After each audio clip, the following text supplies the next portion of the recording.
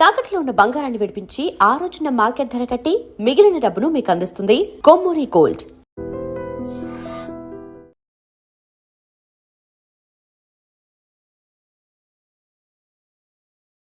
Hi నమస్తే, welcome to iDream media. నేను మీ రొద్దం శ్రీనివాస్.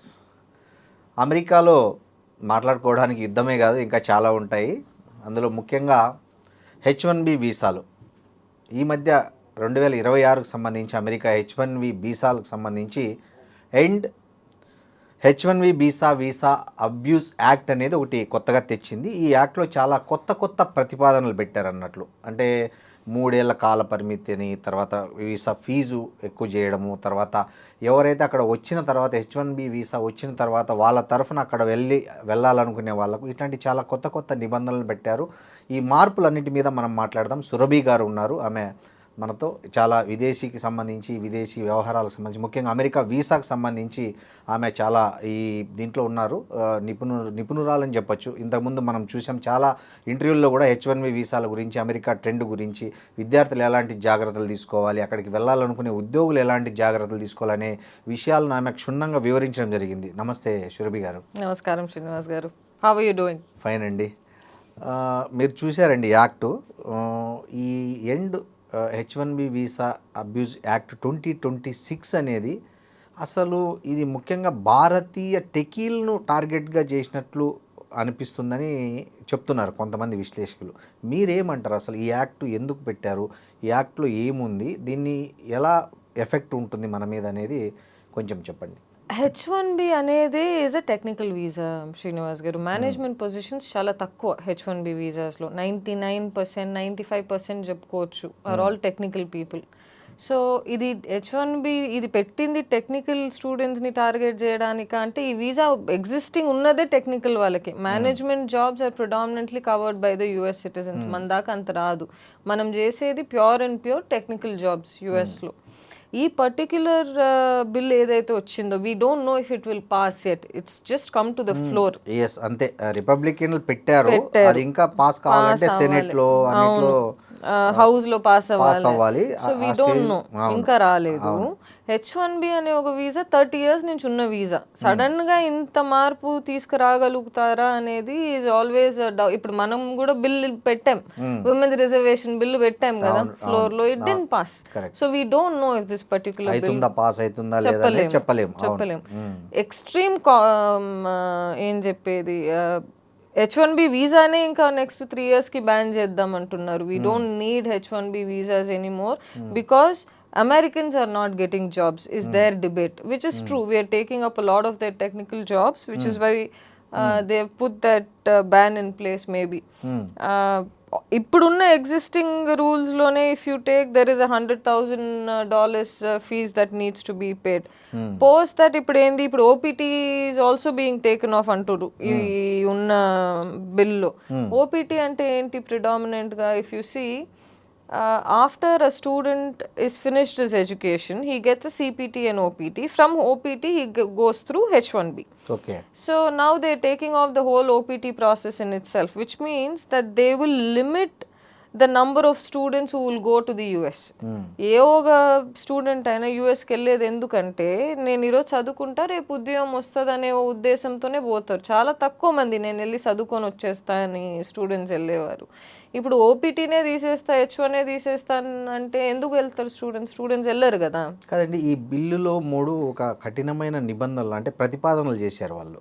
ఆ ప్రతిపాదనలో మెయిన్ ఫస్ట్ ఏంటంటే 3 ఏళ్ళు కాల పరిమితి, రెండోది ఏంది 65,000 నుంచి 25,000 వీసాలను తగ్గించడం, మూడోది మీరు చెప్తున్న ఓపీటీ దాన్ని ఇవన్నీ. అంటే ఎందుకు అమెరికా అంటే వలసలను నివారించాలనుకుంటుందా, లేకపోతే అక్కడ ఉన్న స్థానికులకు ఉద్యోగాలు ఇవ్వడానికి కోసం ఇవన్నీ ఇంపోజ్ చేయాలనుకుంటుందా? అసలు ఏంటి దీని వెనక రీజన్ ఏమంటారు? ఇట్లాంటి ఇప్పుడు H1Bతో పాటు శ్రీనివాస్ గారు H4 అని ఇంకొక వీసా ఉంటుంది స్పౌజ్ కి, రైట్? ఇప్పుడు ఆ వీసాను they are going to take off. అవును. There is a pathway to green card. Now this current H1B proposes that the green card, they can never become a citizen. They should not have a pathway to green card అని చెప్పేసి. ఇది is a connected dot అండి that we have to connect. So ఒక student వచ్చేసి స్టూడెంట్లా వెళ్తాడు, అక్కడ వెళ్ళాక job చేస్తాడు, జాబ్ చేసినాక పెళ్లి చేసుకొని he takes his wife from India to the US or the husband takes the wife takes the husband whichever way it is from there they have children their children automatically become US citizens కదా. So ఏమైతుందంటే I think Trump being Trump Republicans are always against immigration. Ronald Reagan was, I think, the last president who was a Republican. And the last day of speech lanu cheppindi endante America is a land for immigrants and that America stands at the top of every other country simply because of immigrants. But right now వాళ్ళు ఓ స్థాయికి ఎదిగేసారేమో, ఇంకా immigrant support మాకు అక్కర్లేదు వద్దు. Elon Musk is also not an American, he is an immigrant to America. Right? So America is built by immigrants. Right now they've become anti-immigrants ఎందుకంటే they personally think immigrants వచ్చేసి మా jobs తీసేసుకుంటున్నారు, వాళ్ళ పిల్లలకే వాళ్ళ jobs లేనప్పుడు బయట వాళ్ళని ఎట్లా ఎంటర్టైన్ చేస్తామని ఒక థాట్ ప్రాసెస్. H1Bని మన ఇండియన్స్ అయితే అబ్యూజ్ చేసింది విచ్ ఇస్ వాస్తవం అండి, మాట్లాడుకోవాలి అని మనం లాస్ట్ టైం కూడా మాట్లాడుకున్నాం. ఈ అబ్యూస్ మిస్యూజ్ చేసేసాం చాలా సిస్టమ్ని, ఫేక్ క్యాండిడేట్స్ ఎక్కువ అయిపోయినారు వాళ్ళకి. మరి ఇవన్నీ చూసి I think they made a decision to bring the bill to the floor, but it is two extreme. ఆ ఎక్స్ట్రీమ్నెస్ డెమోక్రాట్స్ పాస్ చేస్తారా, will they support that particular bill అని మనం చెప్పలేం, కానీ ప్రస్తుతానికైతే దిస్ ఇస్ ద సిచ్యువేషన్. ఇప్పుడు ఈ లాటరీ సిస్టమ్ తీసేసి వేతన బేసు అంతా ఎవరైతే అది పెట్టారు కదా, ఈ వేతన స్థాయిని బట్టి అక్కడ వీసాలు ఇవ్వాలనుకునే వాళ్ళకి అంటే స్టార్టింగ్ ఇప్పుడు ఫ్రెష్గా బీటెక్ పూర్తి చేసుకొని అక్కడ ఏదైనా జాబ్ కోసం అట్లా అప్లై చేసుకునే వాళ్ళకి ఇది అవరోధంగా మారుతుందంటారా? ఖచ్చితంగా మారుతుంది. ఎందుకంటే 65% లెవెల్ 4 జాబ్సే వీసాలు వచ్చే అవకాశం ఉందని చెప్తున్నారు. అవును, ఓన్లీ 15% 10% మాత్రమే టాలెంటెడ్ అయితే ఆ ఎంట్రీ లెవెల్కి వస్తుందని అంటున్నారు. సో ఇది ఈ ఎఫెక్ట్ అనేది ఎట్లుండబోతుంది మనకి? స్టూడెంట్స్ ఇంకా వెళ్ళలేరు కదా శ్రీనివాస్ గారు. ఇప్పుడు వెళ్ళినా కానీ ఓకే, సో ఇప్పుడు మనము 2026 తీసుకుందాం, 2026, 2027, 2028, 29లో పాస్ అవుట్ అవుతారు, 28, 29లో పాస్ అవుట్ అవుతారు అనుకోండి స్టూడెంట్స్. అప్పటి లోపల ట్రంప్ ఉండరు, అవును, and other president will come. So this might change, reverse అవ్వచ్చు. H1B ప్రస్తుతం ఉన్న వాళ్ళకైతే ఈ ఇయర్ పాస్ అవుట్ అయ్యే వాళ్ళకి ఇబ్బంది అవుతుంది. So that will become a major cause of concern. 100 immigrants ఉంటే ఇప్పుడు 5 మందికి జాబ్ వస్తుంది, ముందు 50 మందికి వచ్చేది, ఇప్పుడు 5 members. That is the ratio we are actually looking at. అంటే ఈ గ్రీన్ కార్డు కూడా అప్లై చేసుకోవడానికి వీలు లేకుండా ఎవరైతే H1B వీసా పొంది ఉంటారో వాళ్ళు అక్కడ పర్మనెంట్ రెసిడెన్స్కి అప్లై చేసుకోకుండా కూడా ఈ బిల్లులో ఉంది. సో ఇది కూడా మనకి భారతీయులకి కొంచెం ఇబ్బందికరంగానే చెప్పాలి కదా. ఇబ్బంది అంటే మనం పోయేదే దానికోసం కదా శ్రీనివాస్ గారు. మనం ఏమని అనుకుని పోతాం, ప్రస్తుతానికి వెళ్తాము, జాబ్ చేస్తాము, I will get married, my children will become US citizens, I will get a green card, I will also ఎవరు వెళ్ళే వాళ్ళు ఇండియాకి తిరిగి రావాలి వచ్చే అనుకోరు. ఎవరు కానీ ట్రంప్ ఆలోచన ఎలా ఉందంటే వచ్చినారా, మీ సర్వీసెస్ ఇచ్చినారా, పోయినారా. ఆ సర్వీసెస్ కూడా ఎంతవరకు హీస్ డ్రాయింగ్ అ లైన్ అంటే వచ్చి చదువుకోండి అంతే. What my country can offer you is only education, nothing beyond that is what is saying. కానీ ఇది చాలా మంది మనం చూస్తుంటాం, పిల్లలు అక్కడికి వెళ్ళి ఏదో చిన్న చిన్న పనులు చేసుకుంటే తప్ప వాళ్ళు అక్కడ చదువుకోలేరు. తల్లిదండ్రులు మిడిల్ క్లాసు, మహా అయితే అప్పర్ మిడిల్ క్లాస్ వరకు అయితే చదువుకోవడానికి వెళ్ళే అవసరాల మేరకే వాళ్ళు డబ్బు ఏదో లోన్లు తీసుకొని చేస్తున్నారు. ఇప్పుడు ఈ ఓపీటీ తీసేయడం వల్ల ఆ పిల్లలు అక్కడ పరిస్థితి చాలా ఘోరంగా ఉంటుంది కదా. అంటే ఆప్షన్ ఏముంది వాళ్ళకి ఇంకా next? They have to return back Srinivas గారు. ఇప్పుడు మీకు వ్యాలిడ్ వీసా లేకుండా యుఎస్లో ఉన్నారని let's assume, and if the ICE agents find out that you are not on a valid visa, they will deport you back. Once they deport you back, you have very limited chances of going back to the US or for that matter any country in the world. ఒకసారి US deport చేసింది అనుకోండి, stamp పడిపోతుంది passport మీద. No other countries will also encourage to offer visas anymore. So we have no other choice. We go, we study, we come back. That's where we stand as of today. ఈ మన ఇండియాలో ఉన్నటువంటి ఏవైతే American కాన్సులేట్లు ఉన్నాయో అవి ఈ visa స్లాట్లు ఉన్నాయి, ముఖ్యంగా H1Bవి 2027 వరకు వాయిదా వేస్తున్నాయని అంటున్నారు. నిజమేనా ఇది? అండి నిజమే. కొన్నిసార్లు ఓపెన్ అవుతాయి, అప్పుడప్పుడు స్లాట్స్ ఓపెన్ అవుతాయి. మన ఏజెంట్స్ కొందరు ఉంటారు, ముందే స్లాట్లు వేరే పేరు జరుగుతాయి బ్యాక్గ్రౌండ్లో, కానీ ఐ డోంట్ థింక్ అవన్నీ ఇప్పుడు ముందు జరిగినట్టు అవ్వదు. ఇప్పుడు process has become very strict. Apply చేసే వాళ్ళు కూడా అంతమంది ఉన్నారు శ్రీనివాస్ గారు. ఉన్నారు. ఇంత హర్డిల్స్ ఉంది, బతకలేరు అక్కడ వెళ్ళి, జాబ్స్ రావన్నా కూడా అది ఒక సోషల్ స్టిగ్మా అయిపోయింది ఈ మధ్య జనాలకి. యుఎస్కి పంపించాలి నా పిల్లల్ని అని చెప్పేసి. ఇక్కడ మనం పిల్లల్ని తప్పు పట్టలేం శ్రీనివాస్ గారు. This is pure and pure parents fault. Peer pressure వల్ల వాళ్ళ కొడుకు వెళ్ళాడు, నువ్వు కూడా వెళ్ళు. అవునా కాదా? మీరు చెప్పండి. కంపారిజన్ చాలా ఎక్కువైపోయింది. పిల్లలు దాంట్లో సఫర్ అయిపోతున్నారు కదా. అవును. అక్కడ వెళ్ళినాక ఏం చేస్తారు? సరే అక్కడ వెళ్ళి మనం కోట్లు పెడితే అక్కడ ఉండగలుగుతాం, రూపీ టు డాలర్స్ కన్వర్ట్ చేసుకుంటే. పని చేయకుండా how will you support your child? Expectation ఏముంది పేరెంట్స్ది ఈరోజు? నువ్వు వెళ్ళు, ఎడ్యుకేషన్కి మేము కడతాం, సైడ్లో నువ్వు జాబ్ చేసుకో, నువ్వు అక్కడ బతుకు, అదే అంటున్నారు కదా పేరెంట్స్ ఈరోజు. అక్కడ బతకడానికి ఆప్షన్ లేదే ఇప్పుడు. నిజంగా పిల్లలు ఎంత ఇబ్బంది పడుతున్నారు, కానీ నాకు తెలిసి చాలా మంది తల్లిదండ్రులు కూడా ఇబ్బంది పడుతున్నారు. ఇండియా పంపించిన పిల్లల్ని వాళ్ళు అక్కడ ఎంఎస్ అయిపోయి జాబ్స్ లేక వాళ్ళ మంత్లీ వీళ్ళు ఎక్కడి నుంచి లక్షన్నర డబ్బులు వాళ్ళకి పంపించడానికి చాలా మంది చాలా అవస్థలు పడుతున్న తల్లిదండ్రులు కూడా నేను చూస్తున్నా. మళ్ళీ వాళ్ళు వస్తానంటే ఏమో వీళ్ళు రావద్దు, అక్కడే ఉండు, ట్రై చేయి అంటున్నారు. ఇది ఎలా చెప్పాలంటే శ్రీనివాస్ గారు, ఇప్పుడు we live in such a country, maybe we are deviating కొంచెం కానీ టాపిక్లో నుంచి. we live in such a country that everything is a comparison. పరువు అనే ఓ పదం మన దేశంలో ఎంత డెసిషన్స్ని ఇంపాక్ట్ చేస్తుందంటే, this is one of them. మీరు యుఎస్ గురించి మర్చిపోండి, ఇండియా మార్కెట్ ఈరోజు బాగాలేదు. ఇండియాలో మీరు ఇంజనీర్స్ 1000 మంది పాస్ అవుట్ అయితే 100 మందికి జాబులు దొరుకుతున్నాయి. అవునా కాదా చెప్పండి? పేరెంట్స్ కిడ్స్ మీద ఎంత ప్రెషర్ పెడతారు?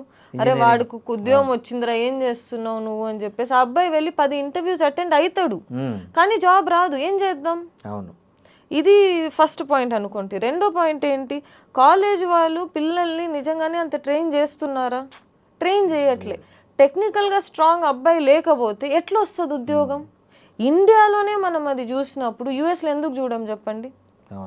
ఆ ప్రెషర్ అనేది పిల్లల మీద తగ్గాలి శ్రీనివాస్ గారు. ఎంత పిల్లలు డిప్రెషన్లో వెళ్ళి, మన జనరేషన్ అయితే వీఆర్ స్ట్రాంగ్ హెడెడ్ పీపుల్, ఏదొచ్చినా ఎదుర్కొందామని ముందడుగేసి వెళ్ళే వాళ్ళం. కానీ ఈ మధ్య 16 years అబ్బాయి డిప్రెషన్ అంటాడు. అసలు ఎంతమంది సైకాలజిస్టులు అదే కదా బిజీ. ఒక అపాయింట్మెంట్ తీసుకోవాలి ఒక సైకాలజిస్ట్ దగ్గర అంటే 3000 అంట. హైదరాబాద్ 5000 అయిందండి సమ్మర్ కాబట్టి. చూడండి, ఇది నవ్వుకునే విషయం, మనం నవ్వుకుంటున్నాం శ్రీనివాస్ గారు. This is actual truth. ఇండియాలో జాబ్స్ లేవు, యుఎస్ లో జాబ్స్ లేవు. పిల్లలు ఏం చేస్తారు? బిజినెస్ పెట్టడానికి మన పేరెంట్స్ దగ్గర డబ్బులు ఉన్నాయి. 80% of the people in this country cannot afford to start a business for their children, right? So the economy on the whole is bad. US కాదు, ఇండియా కాదు, economy on the whole is bad. మన Trump గారు వచ్చి ఇంకా ఉన్నది కూడా ఈ వార్లు start చేసి నాశనం చేసి పడేశారు ఆయన. What can you say? పిల్లల మీద మనం ఎంత, నేను చూస్తున్నా శ్రీనివాస్ గారు, కాలేజెస్కి వెళ్తే కళ్ళల్లో నీళ్ళు పెట్టుకుంటున్నారు పిల్లలు, జాబ్స్ దొరకడం లేదు అని చెప్పేసి, రైట్? కాంపిటీషన్ అంత, మన పాపులేషన్ ఎంత, మన దగ్గర ఉన్న జాబ్స్ అవైలబిలిటీ ఎంత. సో ఏం చేస్తాం? It's a very sad situation for our children today. Gen Z అయితే వాళ్ళు ఇట్టుగాక అట్టుగాక పుట్టారు పాపం పిల్లలు. ఏంటో. ఒకటి సురభి గారు, ఈ మధ్యనే వార్త కూడా వచ్చింది ప్రముఖ వార్తాపత్రికల్లో. ఈ H1B వీసాకి ఎవరైతే అప్లై చేసినారో వాళ్ళ సోషల్ మీడియా అకౌంట్లను కూడా క్షుణ్ణంగా తనిఖీ చేస్తున్నారు. అక్కడ వాళ్ళు ఏవైనా చిన్న వంటలు చేస్తున్నట్లో, లేకపోతే ఏదైనా బిజినెస్ చేస్తున్నట్లో అట్లాంటి ఒక వీడియోస్ పోస్ట్ చేయడం అనేది వీళ్ళకి సైడ్ బిజినెస్ ఉంది, సైడ్ ఇన్కమ్ ఉంది అనే ఒక రీజన్తో ఆ బేస్ చేసుకొని కూడా రిజెక్ట్ చేస్తున్నారు అనేది ఒక వార్త. ఇది కరెక్టేనా? కరెక్టే కదా.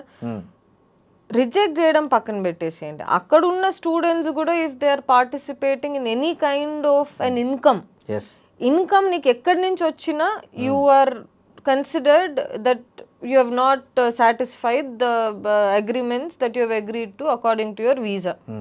రైట్, వీసా ఒక H1 co terms and conditions ఉంటుంది. F1 లో పని చేయలేవు, H1 లో చేయగలుగుతావు. నువ్వు F1 లో పని చేసేవంటే they are sending you back. So అది ఇక్కడ నుంచి పోయేవాళ్ళు కదా, అక్కడ నుంచి వచ్చేవాళ్ళు కూడా అంతే.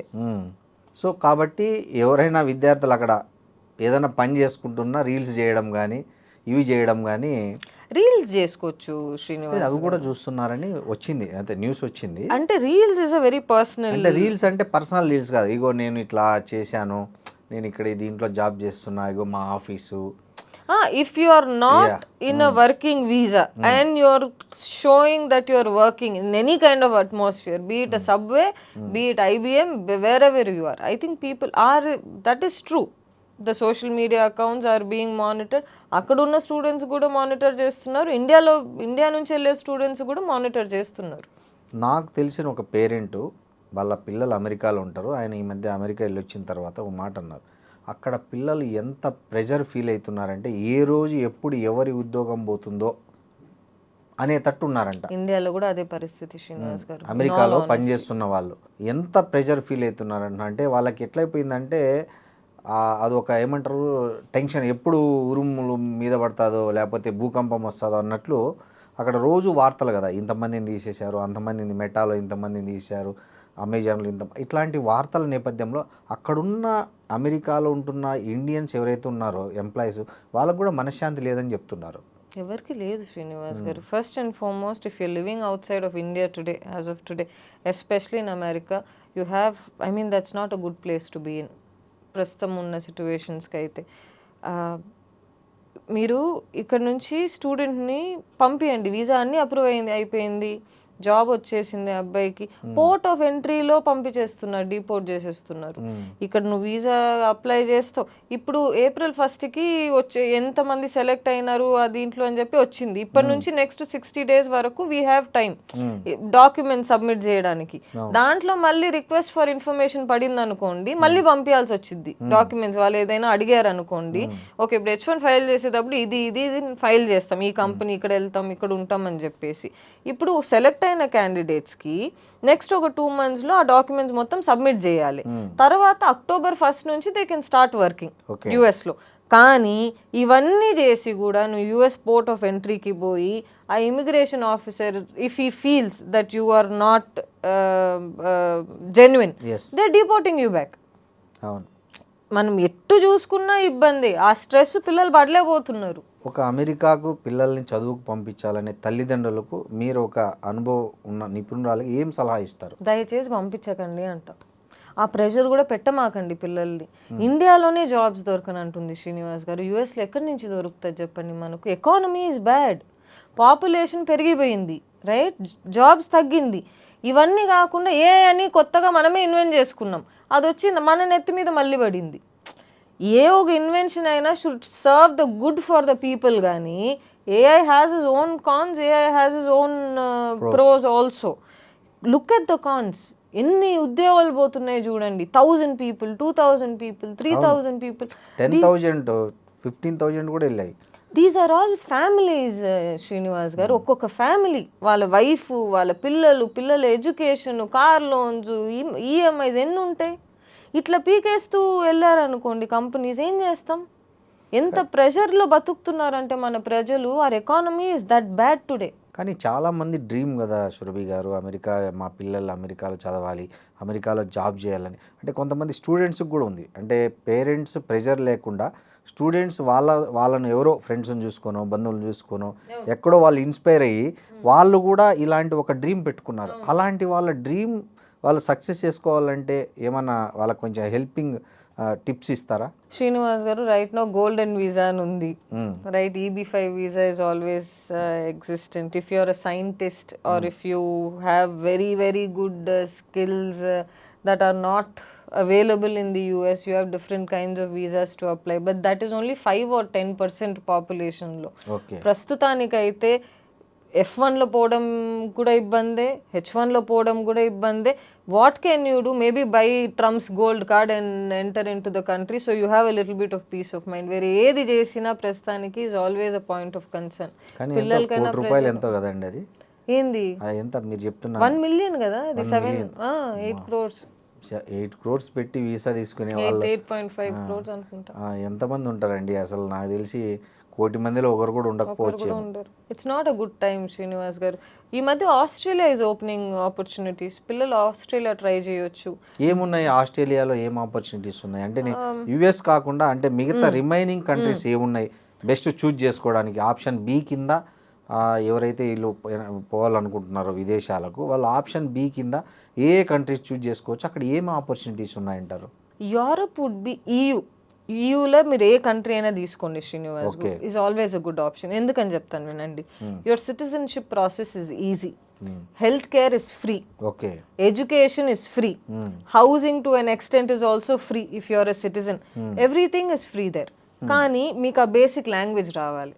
స్వీడన్లో ఉన్నారనుకోండి స్వీడిష్ రావాలి, మీరు జర్మనీలో ఉన్నారనుకోండి జర్మన్ రావాలి. సో ఇలాంటి కొన్ని ఆ లాంగ్వేజ్ వచ్చి మంచి స్కిల్ ఉంటే any country in the EU is always a good option. We can look at Australia right now. Australiaలో వచ్చేసి there are a lot of openings for doctors. Doctors are able to move to Australia.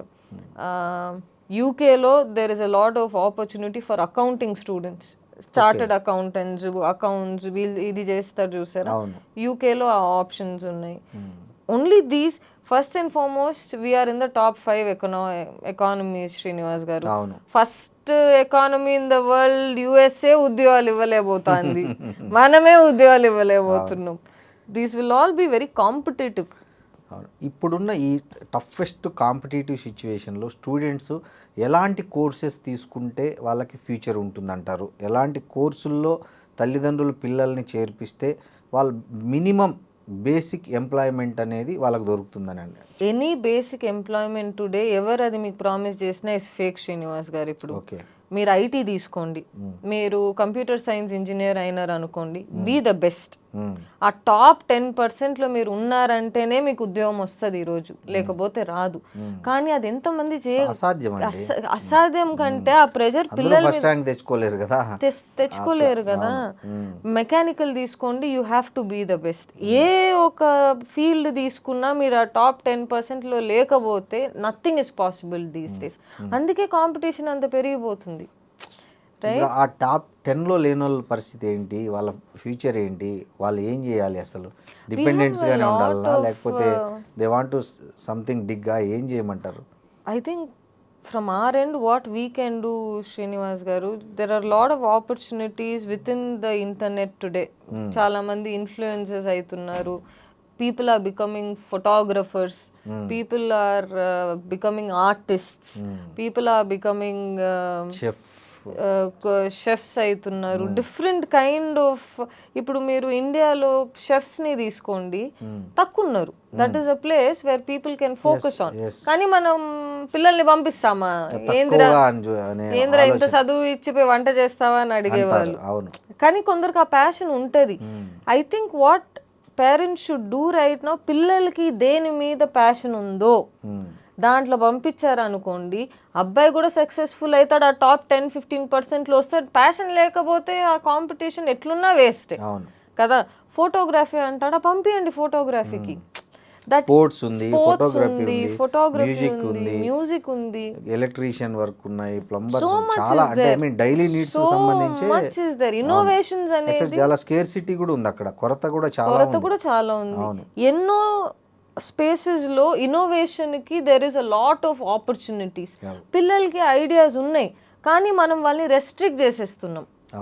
Right, మన ambitions ను వాళ్ళ మీద రుద్దుతున్నాం, వాళ్ళ interest లను మనం పట్టించుకోకుండా. ఇది చాలా మంది పేరెంట్స్ చేసే తప్పు. But if we let the child do what he wants to do, తనకి దేని మీద ప్యాషన్ ఉంది, తనకి దేని మీద ఫోకస్ చేయగలుగుతాడు అనే ఓ ఉద్దేశంతో ఆ అబ్బాయి జీవితంని తీసుకెళ్ళామనుకోండి, I think kids will see success. Parents will also be happy. లేదురా ఇంజనీరింగే చేయి, డాక్టర్లే చదువు, ఇట్స్ నాట్ హ్యాపెనింగ్ కదా, జాబ్స్ లేవు, ఏడికెళ్ళి తీసుకొస్తాం ఇప్పుడు? అట్లీస్ట్ ఇక్కడ ఇండియాలోనే ఉంటే కనీసం ఏదో ఒకటి చేసుకొని వీ కెన్ గో హెడ్. తల్లిదండ్రులు ఈ మధ్య శ్రీనివాస్ గారు ఇప్పుడు వాళ్ళ మీదనే 10 లోన్స్ ఉంటాయి. అవును, ఆ లోన్స్ తీసుకొచ్చి ఒక 24-25-year-old అబ్బాయి చూసావా, ఇన్నేళ్ళు మేము కష్టపడ్డాము, ఇప్పుడు నువ్వు స్టార్ట్ చేయి, రైట్, నువ్వు స్టార్ట్ చేయి, ఇంకా మాదైంది, ఇంకా నువ్వు స్టార్ట్ చేయి అని చెప్పి ప్రెషర్ వచ్చేసి వాళ్ళ మీద వస్తుంది. స్టూడెంట్స్ ఎంతో మంది శ్రీనివాస్ గారు చేతులు కోసేసుకుంటున్నారు, they are hanging them self, అవును, రైట్, డిప్రెషన్లో వెళ్ళిపోతున్నారు. We should let children do what they want to do. మనం ఫోర్స్ చేసేది, ఇప్పుడు ఫోర్స్ చేసినా దానికి ఫలితం వస్తుందా అంటే రాదు, ఖచ్చితంగా రాదు. రివర్స్ ఫలితాలు ఎక్కువ వస్తున్నాయి. Thank you Surabhi garu. Thank you so much Srinivas garu, really nice talking to you.